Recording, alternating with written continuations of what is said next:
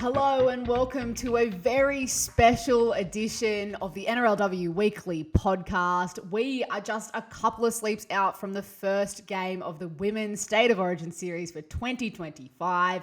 I am so excited to be joined, as always, she's in camp at the moment, by New South Wales Blues assistant coach Ruan Sims. How are you? I'm good, thanks, Miles. Very excited that Origin is just a couple of sleeps away. And apologies for my sweaty demeanour. I just finished at the gym, so I'm a little bit sweaty too. So even the staff here are working hard. Yes, I expect nothing less from you, Rue, keeping up with the girls. We've heard those stories of what it's like when you're in Sharks training and beating the girls in a Bronco and the like. Speaking of clubland, we're going to have a massive year in the NRLW as well. It's not too far away. I love that as soon as Origin's back on the cards, you know that NRLW isn't too far away. 12 teams, set to be a huge season. I mean, it feels like everyone's already talking about the women's game and how excited they are. And anecdotally, it feels like there's a lot of momentum already building. Do you think that this Women's Origin series is just going to be the perfect way to lock everyone in? Yeah, absolutely. I think we've sort of seen it's been very obvious that the appetite is there for the women's game, and it's garnering more and more followers, and people who probably never really watched women's rugby league before are becoming really invested in the game. I love that we're expanding. I love that we're seeing the Warriors back in the competition. They were obviously part of the first four that started way back in 2018 when I was still playing. So the fact that they're back in is fantastic. It's really important that we have New Zealand represented in the NRLW. And yeah, really pumped for the year. And exactly as you said, I think Origin is the perfect way to kick this off. And what better way to kick off Magic Round than to have Women's State of Origin, just like we saw last year. And I can't help but feel that we are really going to get more than the 25,700 odd people that turned up last year. I reckon we're going to beat that again this year. Speaking of those records broken, I feel like that was the theme of the Origin series last year. And you're right, it does look like we're set to continue to break those. As we were saying, huge NRLW season coming up. We will be in your ears every single week of that when we get to it. But for now, I think we need to focus on this first game. Thursday night, Suncorp Stadium, prime time opener to Magic Round. One of the big headlines, I mean, especially for you in that Blues camp, Brew, is Queensland's chasing a three-peat here. Yeah, they are. And but I tell you what, both sides have mass changes. Obviously, there is changing in the staff as well. GI has come in to Queensland camp. John Strange is at the helm for New South Wales. There are a number of players making their debut on both sides. So, yeah, like Queensland are obviously chasing that three-peat, and we're chasing to end that and just create our own little dominance, I suppose. You can see the competition in your eyes there. I love it. So, who are some of those fresh faces that you think are of note for people to keep an eye out who are making their debut for their state? Yeah, well, I think we'll start with Queensland. So obviously, I think Rory Owen had an incredible season for the Eels. She was probably one of the buys of the year in the entire NRLW competition. I think she had a ripping first season, and it's just solidified that by the fact that she was picked up for State of Origin. She obviously impressed in the 6 week lead up because she's going to be making her debut at centre. Also, Jasmine Peters is going to be making her debut as well.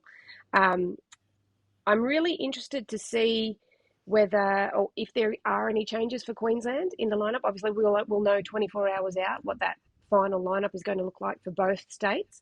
But if Georgia Hannaway gets her shot, I think she's another one who had an incredible NRLW in 2024, obviously for the Sharks. So to see her in that squad is amazing. And also, Savannah Papali'i, she was amazing. Like she's normally a half and then at the Roosters, she's coming off the bench. She's playing lock. She'll jump in at 9. She can play half. She's very skillful, good on her feet. So I think those new girls, I'm really excited to see how they go for Queensland. But then obviously you can't go past, the big three. Or I would even say big four for Queensland. That spine is absolutely incredible. I mean, Tamika Upton, incredible fullback, so skillful, can score tries, can turn a game on its head, really. Lauren Brown in at 9. She obviously broke New South Wales hearts in game 2 last year. She's amazing. You've got to keep an eye on her. Ali Brigginshaw has been in the game and done everything within the game. You've got to keep an eye on her. And Taryn Aiken, she's an exciting half. So that spine, really, you've got to keep an eye on that anytime they're on the field, even though when they're on their own, you've got to watch out for them. But all 4 of them together, that's pretty lethal. And then I love for New South Wales, obviously, New South Wales have a lot of players making their debut. Abby Church had a wonderful season for the Parramatta Eels last year, and she gets a start at fullback. Really excited to see how she goes. She's so gutsy, absolutely so gutsy, and pound for pound, she is just one of the strongest players. So really excited to see her make her debut. Jamie Frizzard is another one who she's been around the game for a long time.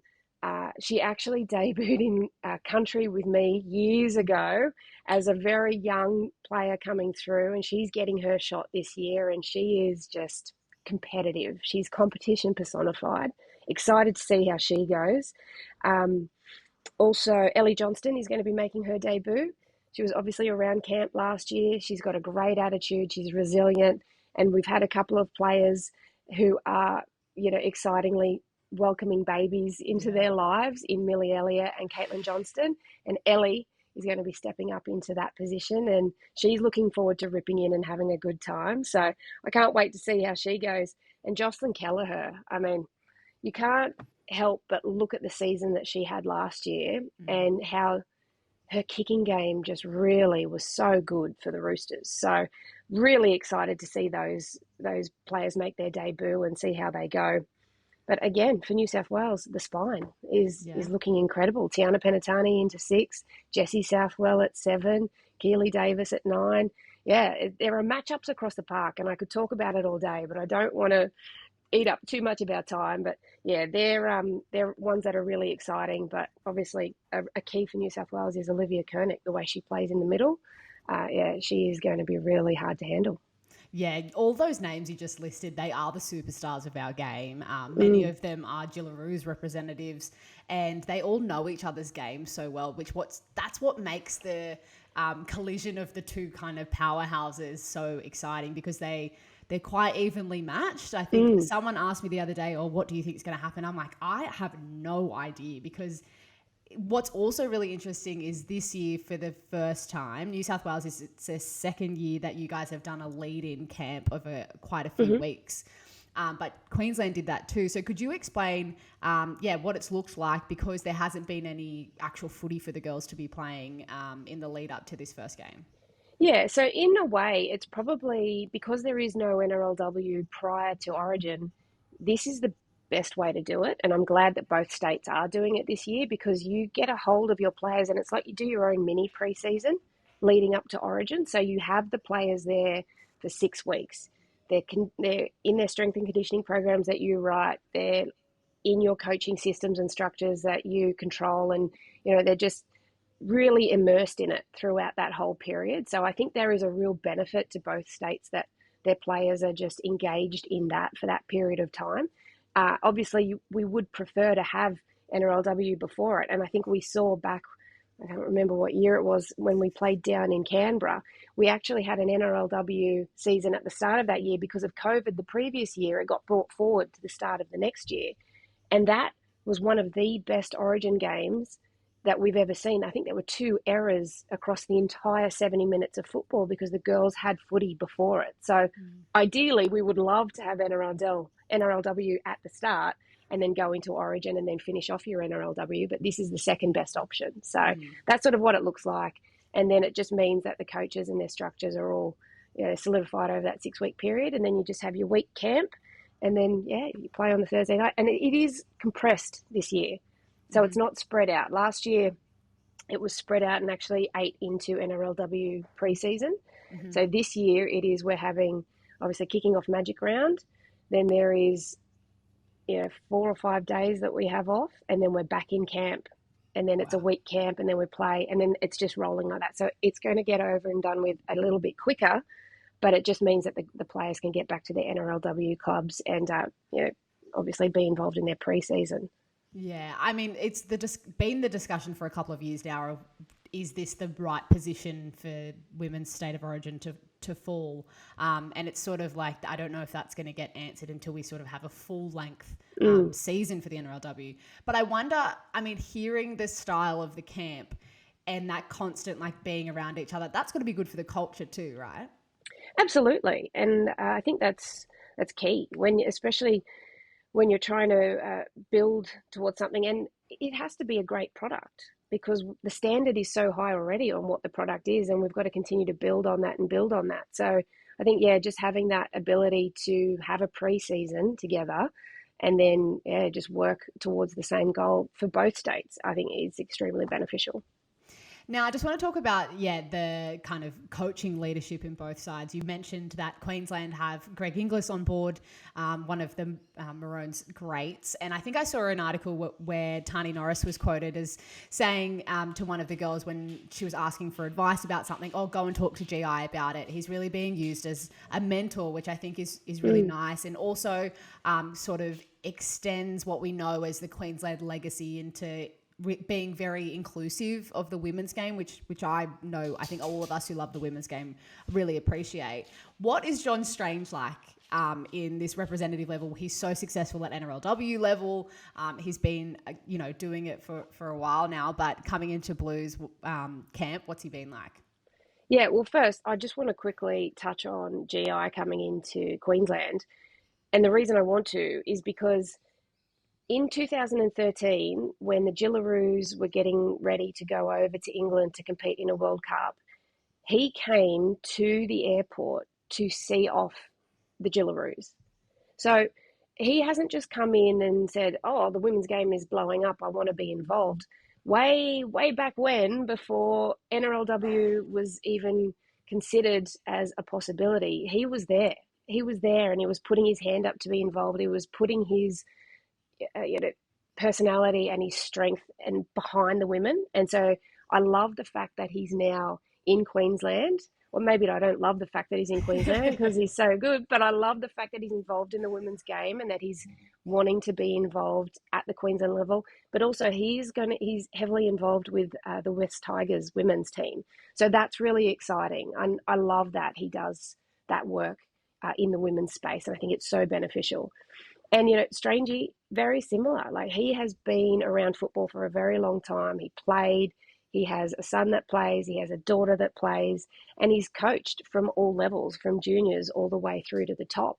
And I think it's really great to see how he operates, and it's really great to see the connection that he has with the players, and his knowledge and how he delivers those messages is really good.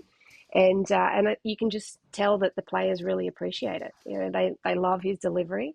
And like I said, the knowledge is the biggest thing. In the women's game, we're sponges. Like, we just want to know more and more. And he has that ability to be able to answer the question and give the information that the players need.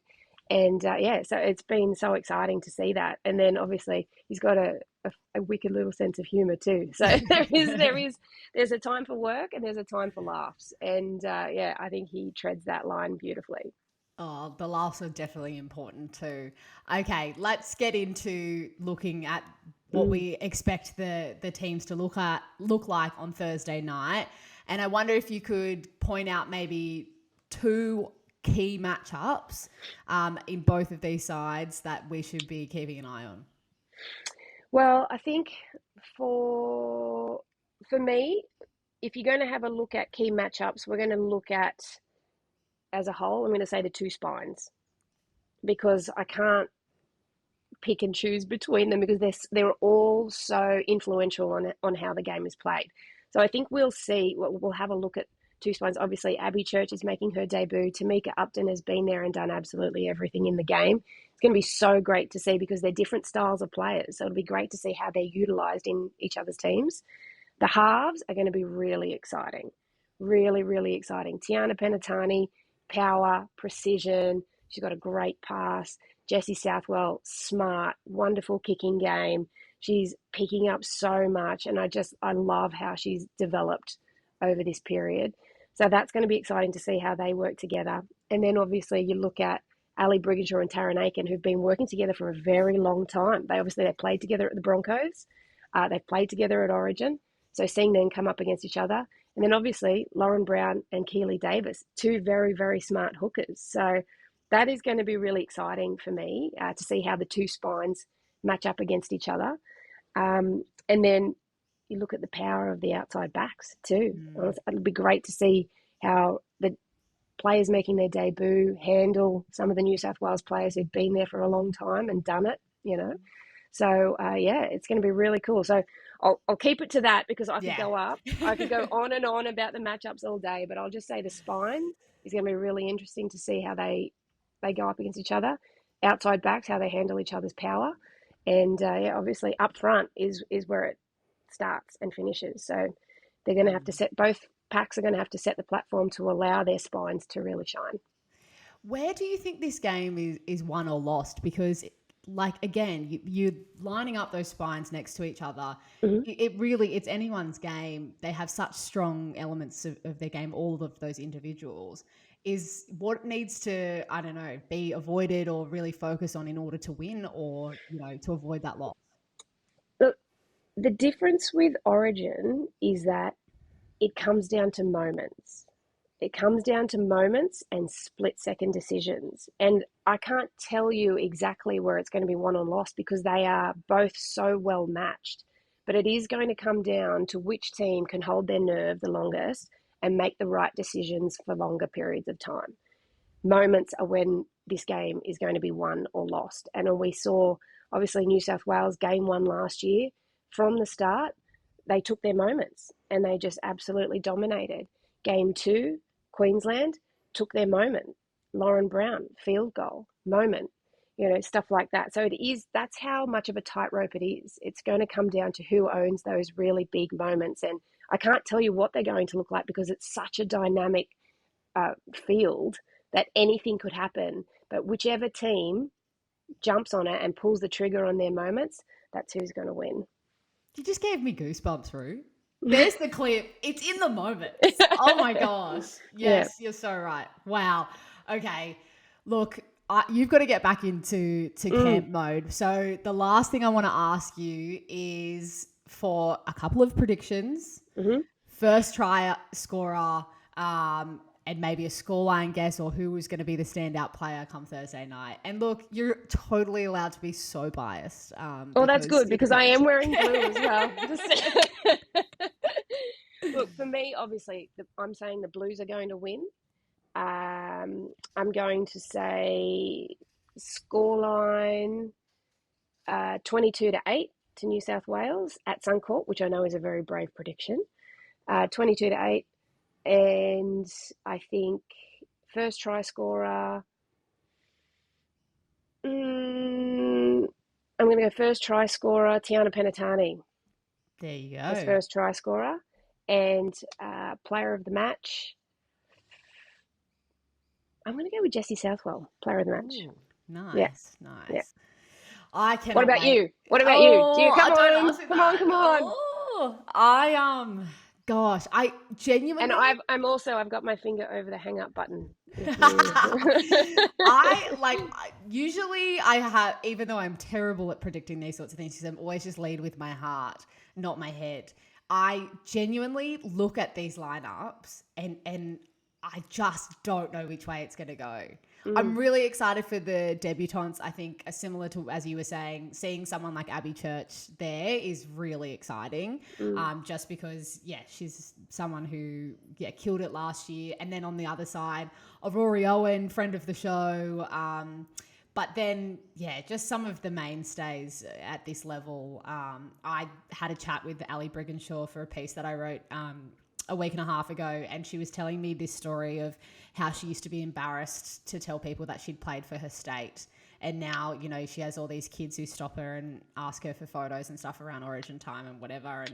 And just that growth and whatever. I always feel very emotional around Origin because it's the pinnacle, and it's also such a great reflection point of how far we've come, and I know you know that so intimately, Rue. So that's me just avoiding giving any predictions because I have no idea. All right, Marlee, first try scorer. Let's go. I think we could see a Jamie Chapman kind of repeat of last year. Okay. Right? Yeah, Full length of the field kind of moment. Yeah. Scoreline, I think it'll be tighter. Okay. I think like a 16-12 situation. Okay. And who's the 16? Oh.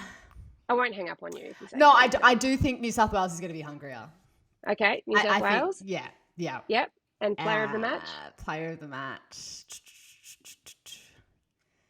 I might go with the other half in Tiana Penatani. We haven't seen her in the number 6 for the Blues. And she's such a experienced controller of the game. Yeah.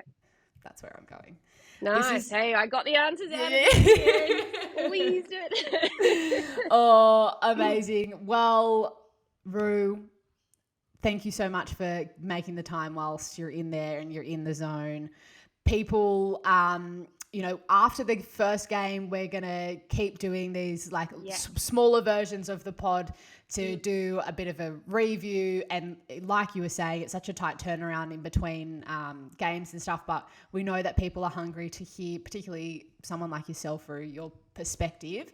And also over the next couple of days, I'm getting up there to Queensland a little bit early to try and get some stuff at captain's run for both sides. So, there will be people who say we're being very biased, but that's okay. That's because you're the coach of the Blues. I'm going to try and get the Maroons perspective in there as well.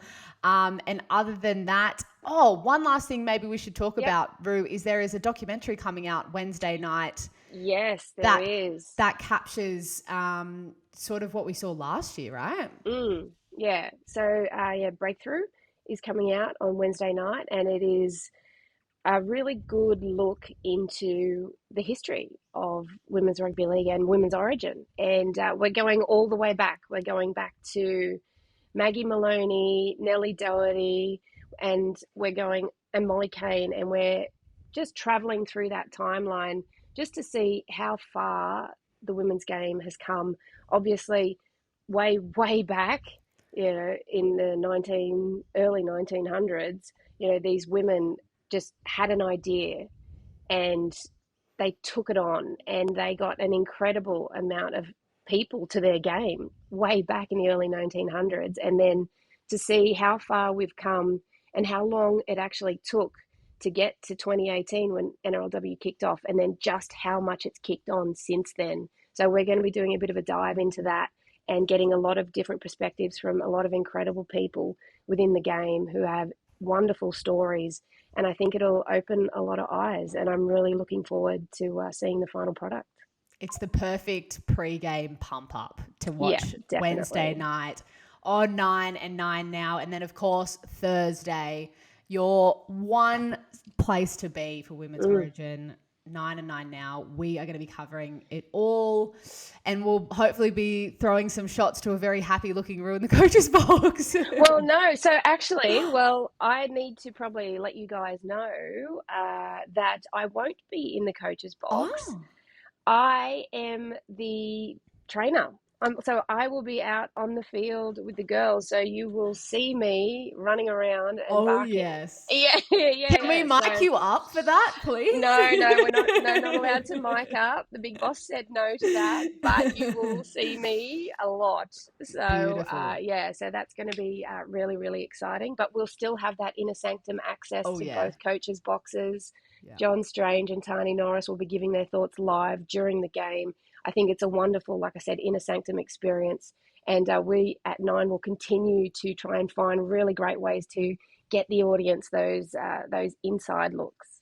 Hell yeah. Let's go. Come on. All right. Thank you so much, Rue. Thank you for listening to this very special first Origin preview on the NRLW Weekly podcast. We cannot wait. Make sure you're tuning in on Thursday night for Game 1 at Suncorp.